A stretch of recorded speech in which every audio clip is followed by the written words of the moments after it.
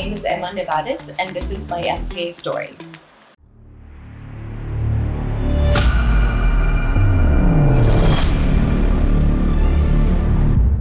My name is Emma Nevárez, and I'm currently the founder and CEO of Salto del Fe. We are a farm and also a hospitality company in Anthony, New Mexico. I'm also the managing director of Italian Investment Fund. We're a fund based here in El Paso. All of our investors are here in El Paso, and we fund high potential technology companies from around the world. And we try to bring value from here in El Paso, actually from all over the Paso Norte region. I got involved with the MCA back in 2005. I was born and raised here in El Paso, but I left for many years. I moved back in 2005, and right when I got back here to town, I got involved with the Paso del Norte group. That was a business group with high-level professionals from around our region that was working on really trying to bring a renaissance to El Paso. And it was highly effective. And the MCA was one of the most, I think, successful initiatives coming out of the Paso del Norte group. And so I was on the initial board that was created. We started to meet at the end of 2005 and early 2006. Our first initiative that we had was to do a master plan for the MCA campus. And so as being a board member, I was consulting at the time, doing healthcare management consulting, traveling a lot. So I had a lot of free time on airplanes. And so I was volunteering to do a lot of policies and procedures and budgets and RFPs for master planners. And so after a few months, it was September of 2006 that Myrna Decker from the Paso del Norte group met with me and asked me if I would step off of the board of the MCA and contract with the MCA as the first executive director. The first vision that we had for the Medical Center of the America was really to be the keeper of the vision of the academic medical campus that was emerging here in South Central El Paso, where we're sitting right now. South Central El Paso, this neighborhood that we're in, at the time was where Texas Tech's medical school was housed since 1972, I believe.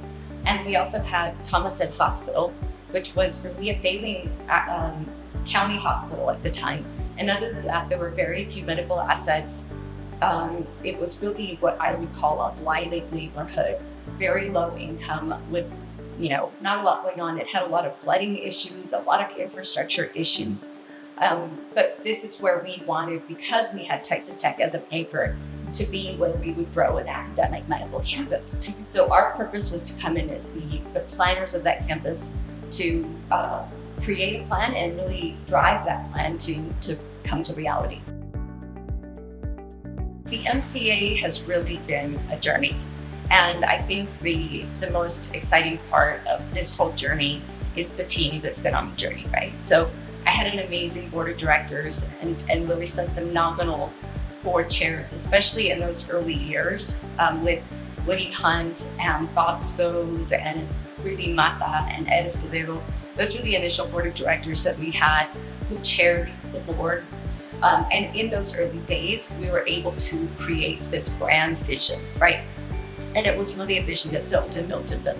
And we would learn as we went. And as we learned, we were able to say, oh my gosh, there's something else we can do. Oh my gosh, there's something else we can do.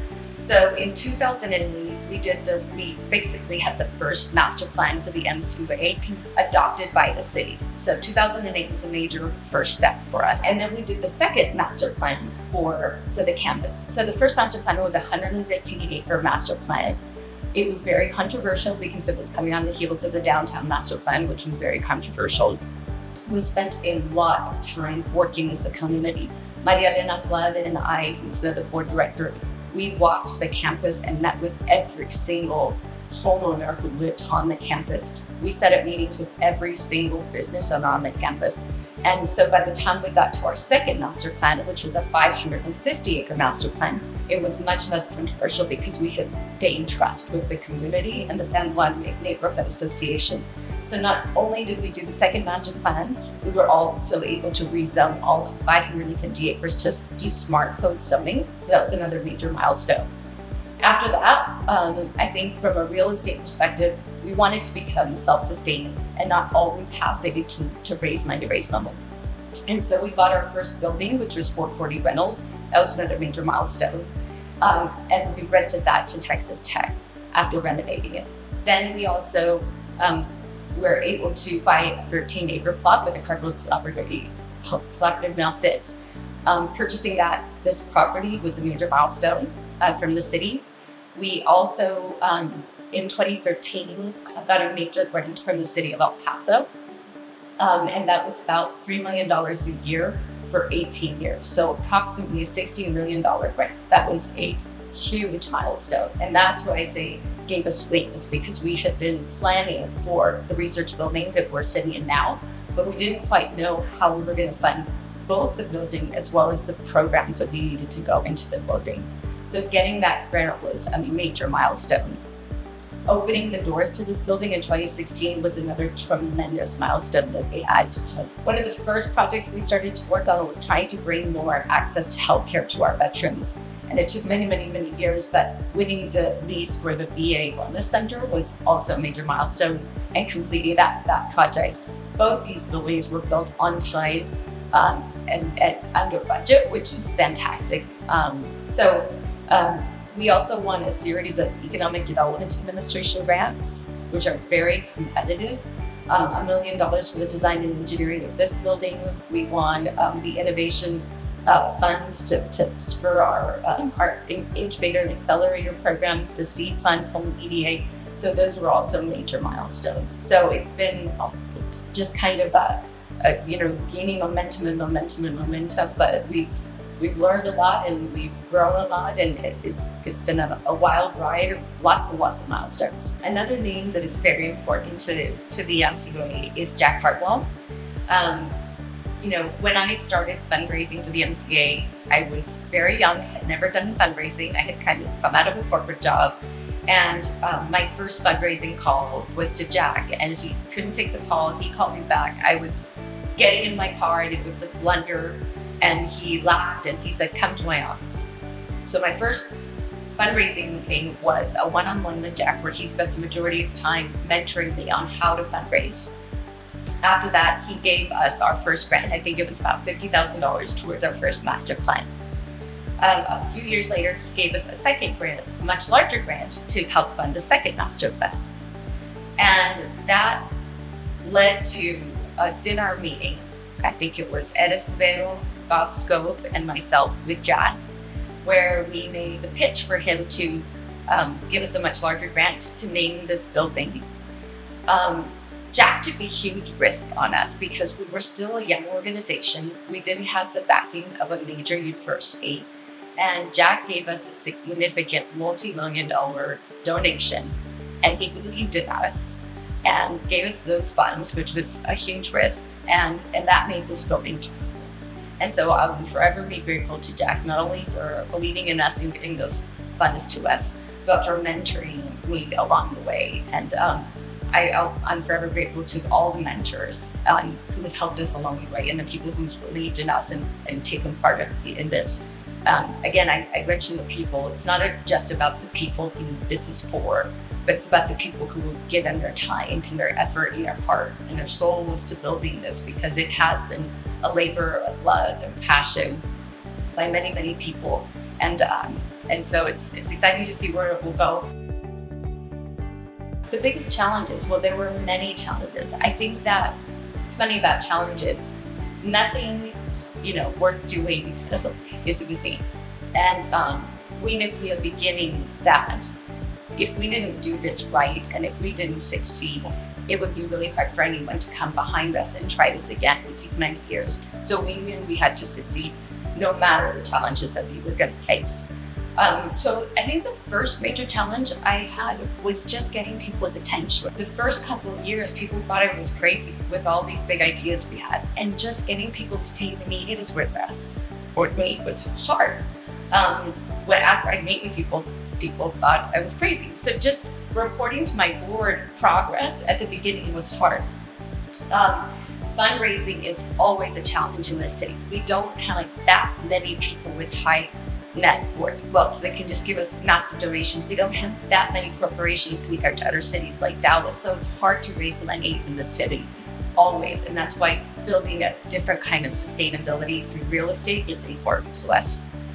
When we were going to build this building and we needed to get a loan, we didn't have a lot of history, right? So it was very difficult to get a loan. I believe that we were rejected by 14 banks before we were able to get a local community bank to step up and say, I believe in what you're doing and we'll take a risk on you. So that was another challenge. For the Economic Development Administration grants that I was talking about, I think we applied for that grant 5 times and were rejected, I think 5 times before we finally won that grant, right? So it was persistence. It was getting better every single time. It was about not giving up, building our team, getting better, and knowing that we weren't going to allow ourselves to fail. There was never failure. It was always just maybe falling down and getting back up and getting a little bit better. But there isn't anything we did that wasn't an obstacle. Building this building, I had never built anything in my life. And next thing you know, here we are designing and building a 60,000 square foot building. And so I had a lot to learn. And thank goodness, I overcame that by surrounding myself with brilliant people who were happy to educate me, and we built a great team who built a great building. As I said, on time and under budget, which is fantastic. So there's a great book that I love. It's called The Obstacle is the Way. And it's kind of based in Stoicism. And it talks about the greatest things coming out of adversity and coming out of challenge. And that's what the MCA story is that we have done nothing but face challenges. And that's why our success is so big. You know, what matters most is people. So we have these amazing buildings, and yes, every time I drive by the Cardboard Collaborative, my heart fills with pride. But more than that, the thing that has touched me the most is, after I give a speech, having a young woman, for example, a young Hispanic woman come up to me and say, or being in a meeting and having a young woman come up to me and say, that it felt really good to see a woman in El Paso in a position like the position I was in, and that inspiration. Or a researcher from one of our local universities saying, thank you for inspiring me. When I first met with you years ago, I thought you were a little crazy, but you planted a seed in my head, and now I have a company I'm trying to launch.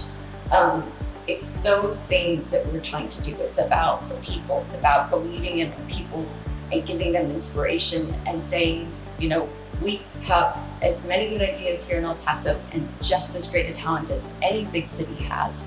And all we have to do is foster that talent and give them a home and support them. And that's really what it's all about. And that's what I'm really most proud of, is what we're trying to build here in terms of opportunity. Bottom line for me is economic opportunity. In El Paso, we've done a lot to invest in our educational system. I think we have a lot of investment we've done at UTEP to grow Texas Tech, etc. But what we haven't, I think, really done as well is create professional opportunities, high-level professional opportunities in our community to capture these professionals that we're producing here. And so, we're creating jobs in our community, but the high-level jobs that would capture PhDs and others like that, we still haven't clinched. And that's what we're trying to do here at the MCA. We're trying to create those technology companies that will employ not 5,000 people, but 10 people, all making $200,000 or more, or most of them with PhDs and making inventions that will treat our Hispanic population. I believe that that's what the MCA ultimately will do, hopefully here at the Cardboard Collaborative. It's about taking this healthcare industry that we have focused on as a community and taking it really to the next level. And I believe we can do that, and we will do that. This entire campus is essential to that, right? And that's why the master plan was essential. But having the MCA, this independent organization, was also very important because we can't do it alone. right? We have to be inclusive of UTEP, of Texas Tech, of NMSU, of Hueseco and Juarez, of Tec de Monterrey, Juarez. If you consider all of those, Bureau College of Osteopathic Medicine, we have a formidable healthcare and educational community regionally. And at the MCA, we would take startup companies from any of these organizations, and we should be celebrating and supporting our entire biomedical ecosystem that we have everywhere. For the future of the MCA, it's exciting because healthcare is endless. There are so many more needs that our community has. Right now, being built on this campus is the oncology center between Texas Tech and UNC. The number of opportunities for spin-out companies and the amount of inputs you need to have a robust oncology center is just huge. So if we just focused on that alone, there are endless opportunities for the MCA to play a role. If we think about our veteran population and the massive William Beaumont Army Medical Center that's there, partnering with Fort Bliss and their healthcare, there are so many opportunities there. I can think of endless opportunities for the MCA. When we started our clinical trials consortium, there were, I think, a handful of small clinical trial sites. We helped build a formidable clinical trials industry here, and I think that could grow exponentially. There are so many different pathways that we could embark on, and I actually think that it's just the beginning for the MCA. What does the MCA mean to me? The MCA to me means inspiration and opportunity.